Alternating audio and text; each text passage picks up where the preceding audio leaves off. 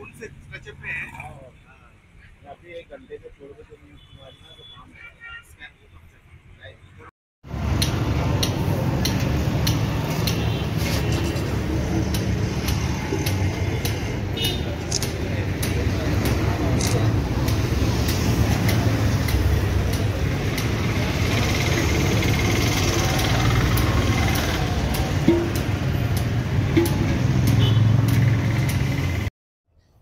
मी उपोषणाला याच्यासाठी बसलेला आहे की जे शासनाकडून बचत गट THR हा शासनाकडून राज्य शासनाकडून गावाला पुरवला जातो अंगणवाडीला, पण विषय असा आहे की हा अंगणवाडीत हा राबवले जातच नाही आणि ह्याचे पैसे जे बचत गटाचे आहे का हे आशा सेविका हे आणि त्यांचे सुपरवायझर हे काढून घेतात.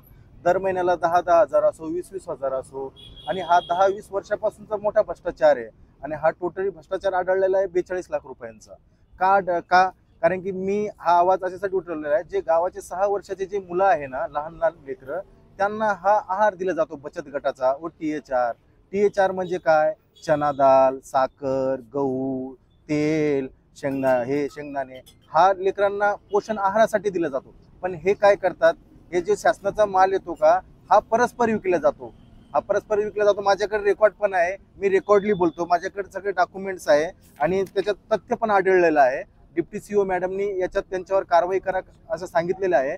CO साहेबाकडे यांनी प्रस्ताव पाठवलेला आहे, पण तरीही मी 1 वर्षापासून याच्यासाठी मी झटत आहे, पण कोणत्याही गोष्टीचा यांच्यावर काही मला न्याय मिळत नाही. पण मला CO साहेबाकडे अशी खात्री आहे की मला न्याय मिळेल आणि मी त्याच्यासाठी हा उपोषणाला बसलेला आहे.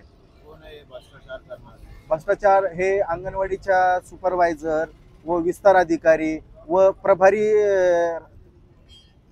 बाल प्रकल्प अधिकारी व त्यांच्या आशा सेविका या भ्रष्टाचारी आहे. हे 5-6-7 जण सगळे मिळून हा भ्रष्टाचार केलेला आहे आणि यांच्या अकाउंटला पैसे सुद्धा आलेले आहे आणि हा डॉक्युमेंट सगळे माझ्याकडे अवेलेबल आहे. याच्यात मी शहानिशा करून मॅडमना सुद्धा बघितलेला आहे, पण मला काही न्याय मिळतच नाही. हा भ्रष्टाचारांचा झालेला आहे ना, यांना निलंबित करायला पाहिजे, यांना सस्पेंड करायला पाहिजे आणि जो भ्रष्टाचाराचा पैसा यांनी लुटलेला आहे तो शासनाला जमा करायला पाहिजे. माझा विनायक राठोड, मी राहणार गेवराई तांडा.